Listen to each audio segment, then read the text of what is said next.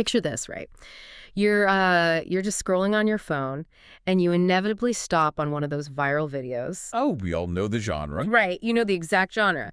It's a quote-unquote Karen, completely melting down at a barista, just screaming, pointing fingers, veins are physically popping out of her neck, and it is all over like a 2-minute delay on an iced latte. Yeah, a totally disproportionate reaction. Exactly.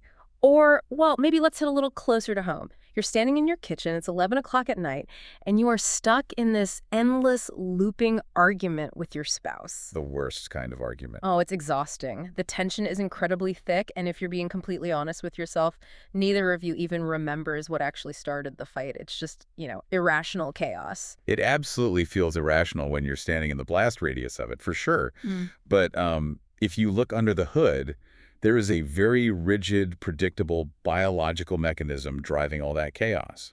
Which is honestly such a relief to hear because navigating those moments usually feels like, I don't know, walking through a minefield blindfolded. Yeah, that's a perfect way to put it. So if you've ever wondered why normal people suddenly lose their minds and how to stop it without blowing yourself up in the process, that is our mission for this deep dive. I'm really excited for this one. Me too.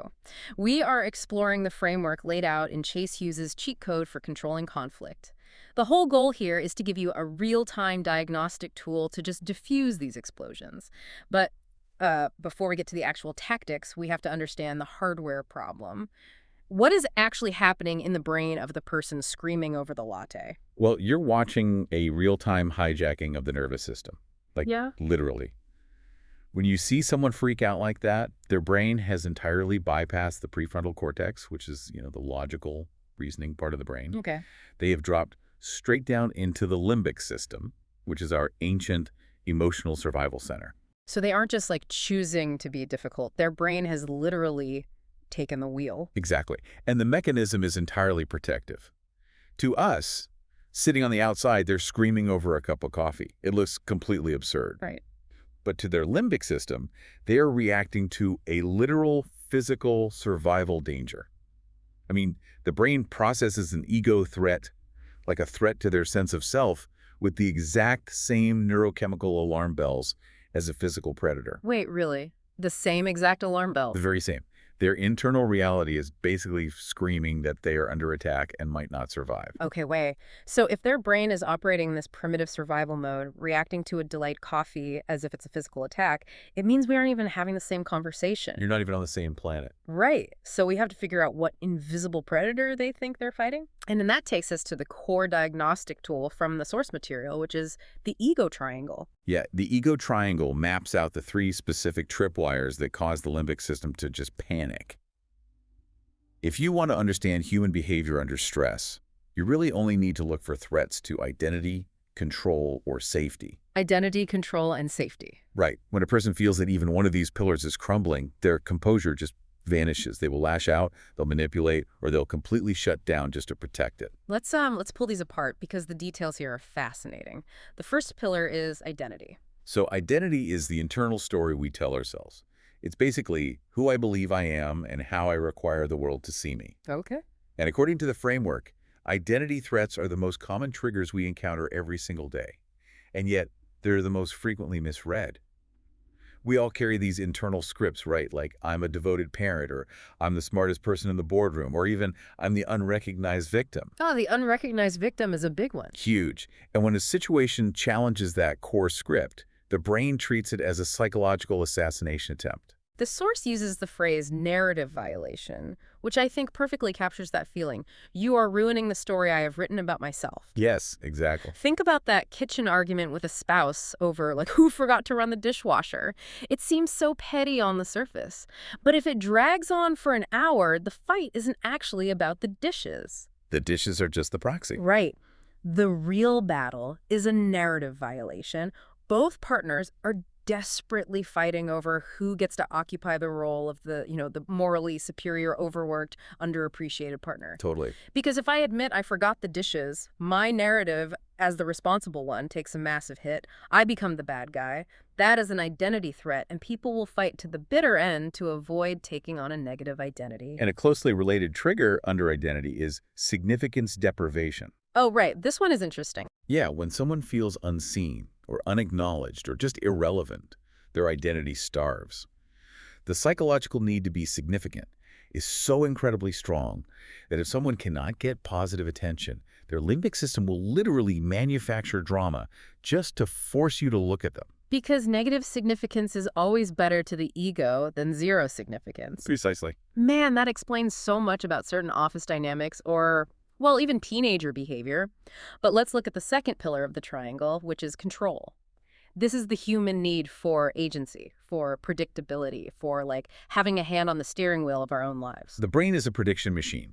It constantly wants to know what happens next because evolutionarily, predictability equals survival. Right. When you strip away a person's ability to influence their environment, the ego registers profound helplessness. And helplessness is the ultimate evolutionary danger. The mind screams, I am not in charge of my surroundings, which means I'm vulnerable. The source outlines a subcategory here that completely blew my mind because it perfectly diagnoses internet rage videos.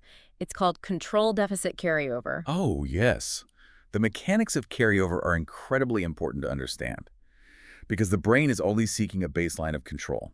If a person operates in an environment where they have zero agency, say they have a deeply micromanaging boss who belittles them every day, or a marriage where they have absolutely no voice, they build up this massive psychological control deficit. So they are emotionally in debt.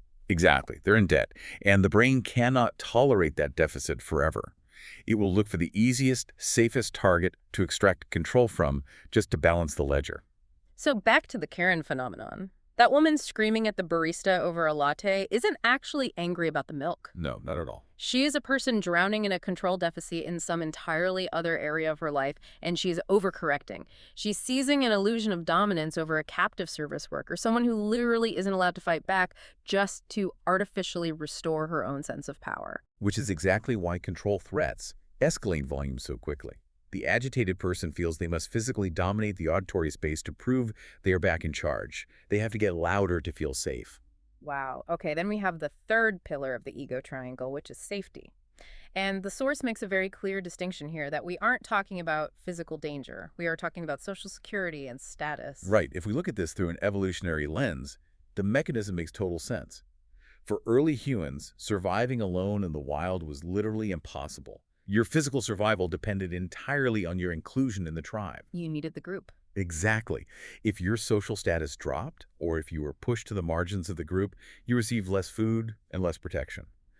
The human brain evolved to equate social demotion with a literal death sentence. That is wild. Like, our brains map awkward social dynamics to literal starvation. So when we talk about a safety threat today, it's the modern version of that tribal anxiety.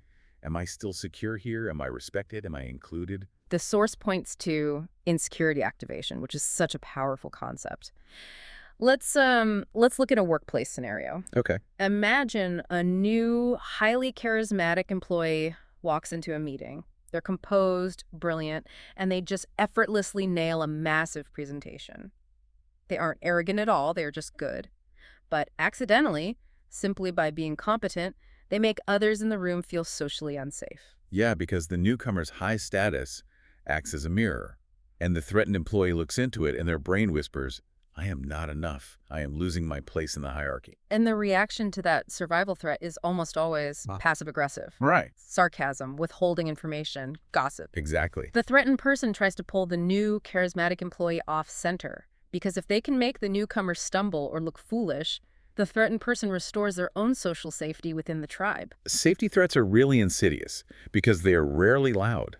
They manifest as distancing or eye-rolling or just subtly twisting the meaning of your words. Okay, so we have identity, control, and safety. But what happens when you start, crossing the streams? The source talks about the compounding effect when these triggers stack on top of each other. Yeah, the compounding effect is where normal conversations turn into absolute nightmares. If you threaten identity and control simultaneously, meaning the person feels, I am not who I believe I am and I have no power to fix it, that is the recipe for narcissistic rage. Oh, wow. You get those looping, vindictive arguments that just go nowhere. And if you trigger control and safety together, like, I can't direct what's happening and my status is in jeopardy, you get sudden, blinding panic, storming out of rooms, throwing things, just abrupt escalation. And if you manage to hit all three, like identity, control, and safety all threatened at once. That is full system failure. It looks like sheer rage, followed by complete emotional shutdown. The eyes glaze over.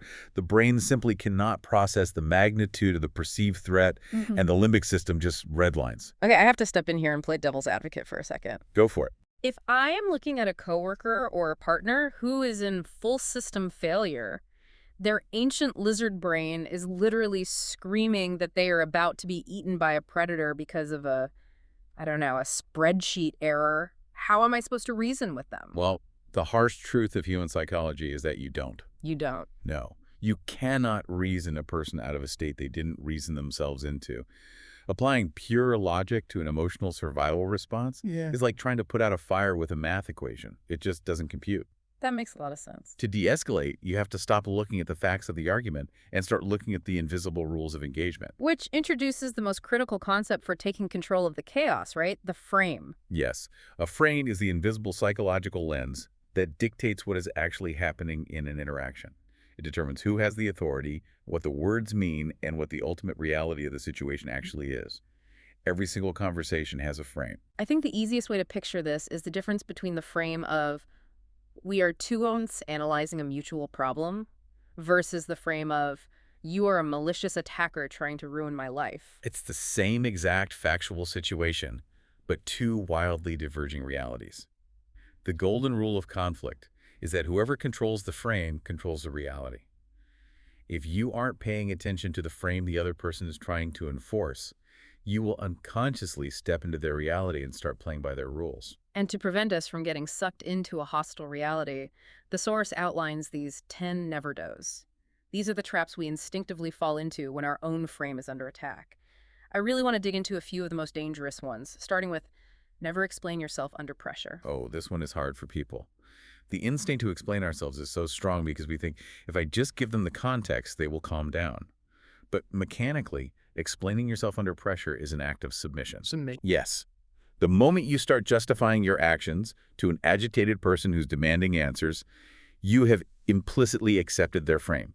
You've agreed that they are the judge and you are the defendant on trial. You've basically handed them total authority. I see that happen all the time. The more you explain, the more they just poke holes in your explanation because they aren't looking for understanding, right? They are looking for dominance. Exactly. Okay, here is another major trap. Never match emotion to prove a point. And I have to admit, my default reaction when someone attacks my frame is to just match their volume. I figure if they get loud, I need to get loud to hold my ground and take back control. Right, because raising your voice feels like taking control, but it's actually the ultimate signal of emotional surrender. Really, Surrent. Yes. By matching their intensity, you are broadcasting that their chaos has successfully breached your defenses. You have abandoned your frame of a calm, collected adult and entered their frame of a screening match. You maintain power by remaining entirely grounded. You're subtly communicating that if they want to be heard, they have to rise to your level of composure, not the other way around. That is so counterintuitive, but so true. The third trap on the list is critical, especially for the workplace. Never accept their language without precision. Agitated people will often throw out incredibly heavy loaded words to tilt the frame in their favor. They will say things like, you are disrespecting me, or this environment is toxic, or even this is borderline abuse. And the trap is reacting to the accusation instead of the vocabulary. Precisely. If someone uses the word abuse for a standard disagreement over a project deadline, and you respond with, I'm not abusing you, you have already lost. You've accepted their vocabulary into the record. They have successfully hijacked the script. So what do you do? You must pause the interaction and demand precision. You ask calmly, when you use the word abuse, what specific behaviors are you referring to? You force them to define the terms, which instantly rips the unearned emotional weight right out of their argument. Okay, I love that. Now, I want to skip down to one of the rules that genuinely stopped me in my tracks when I read it. Never apologize to de-escalate. I have to push back on this a little. Aren't we conditioned from childhood to just apologize to keep the peace? Like, be the bigger person, say you're sorry, smooth it over. Managers do this. Spouses do this constantly. We do it because our logical brain thinks an apology acts as a peace treaty. We think we're signaling, I want to end hostilities. But we have to view the apology through the lens of their agitated, hostile frame. Okay. When someone is in the ego triangle fighting for identity or control, a false apology isn't processed as a peace offering. It is processed as an absolute, unconditional confession of guilt. Oh, wow. So you are looking at them and validating their warped reality. You are telling their ego, you are absolutely right to feel threatened, and I am the attacker. Not only does it validate their irrational behavior in the moment, but it guarantees they will use that exact same explosive tactic the next time they want compliance, because you just proved that it works. Wow. Along the same lines, the source mentions you should never try to teach or coach someone mid-conflict. Like, let me show you where you went wrong here. Oh, definitely not, because coaching requires a hierarchy. The teacher is above the student. If someone is already fighting for control and safety, stepping into a coaching role is a massive dominance play. It triggers profound humiliation, which guarantees the conflict will escalate. Okay, so understanding these traps, not explaining, not matching volume, not tossing out fake apologies that stops us from pouring gasoline on the fire, but how do we actually put the fire out? How do we take control and shift from combat to problem solving? Well, the most effective strategy starts before the argument even fully materializes, using tactical preframing. The vast majority of communication breakdowns don't happen deep in the weeds, they happen in the first 30 seconds. The first 30 Yeah. seconds. That initial window is a gray area where the rules of the conversation haven't been established. And the rule is, if you don't actively define what the conversation is about, the other person's anxieties will define it for you. It makes me think of a faulty smoke detector.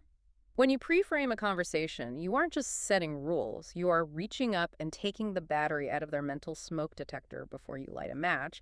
You are disabling their limbic alarm system so they can actually smell the smoke of a difficult conversation without panicking. That is exactly the mechanism. And the first step to removing that battery is hacking their identity. You install a positive self-image right out of the gate. Before you deliver bad news, you say, "You've always struck me as someone who values total transparency and straight talk." But wait, doesn't that sound incredibly manipulative? If someone walked up to me and said, "You strike me as a straight shooter," my defenses would immediately go up because it sounds like a cheesy sales pitch right before they ask for money. Well, it becomes manipulative and obvious if it is a lie. The key to hacking identity is that it must be rooted in an observable truth, even a small one.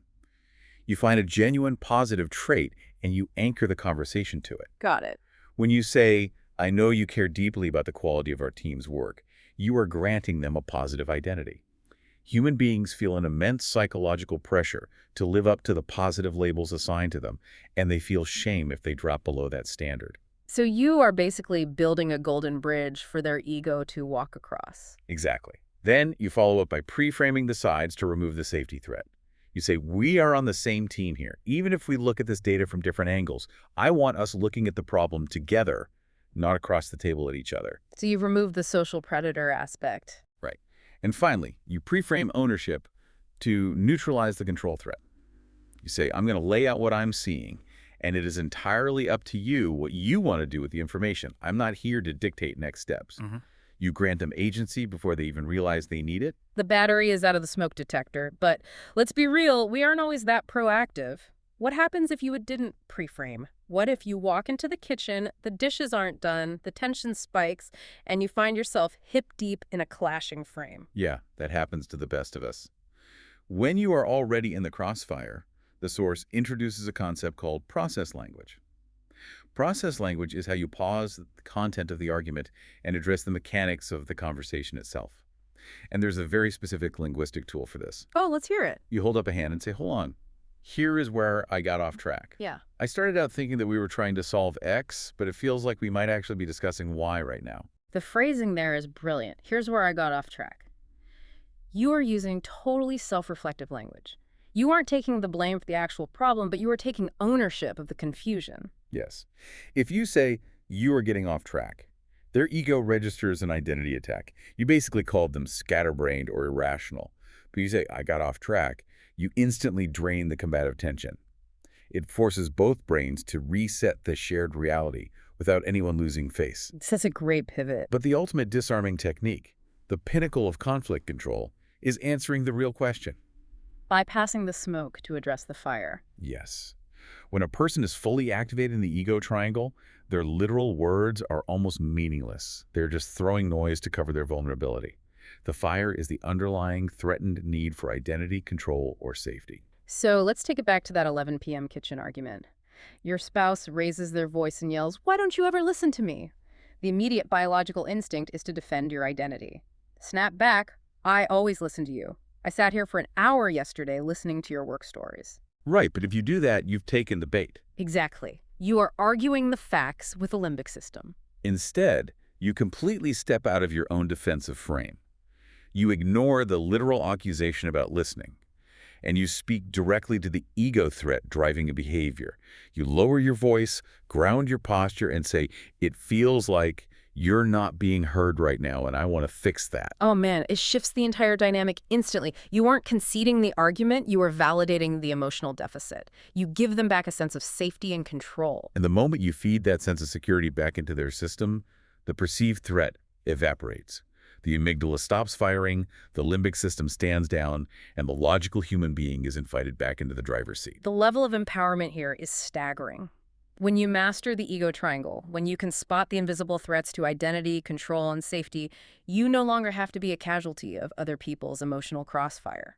The next time you see the Karen at the coffee shop, or the aggressive coworker, or your exhausted spouse lashing out, you don't have to see a personal attacker. You can see a human being whose survival software is temporarily glitching, desperately trying to feel safe and in control. It completely reframes how you navigate the human experience. It allows you to become an architect of the interaction rather than a victim of it. Before we wrap up, I want to leave you with a completely different angle to chew on. Throughout this deep dive, we've talked entirely about how to handle other people's ego triangles, how to diagnose their limbic responses, how to hack their identity, how to disarm their frames. But what happens when you are the one in the mirror? That is the real challenge. Right. The next time you find your own heart rate spiking, the next time you find yourself raising your voice in a meeting or sending a sarcastic text, pause and ask yourself, which of my three sides, identity, control, or safety, was just threatened? Because at the end of the day, have you won more arguments than you've solved problems? Well, that is the question. The hardest person to de-escalate might actually be yourself. So take these cheat codes with you. The next time you see that jagged white line of a meltdown, you won't just see chaos, you'll see the ego triangle, and you'll know exactly how to step outside of it. Catch you on the next deep dive.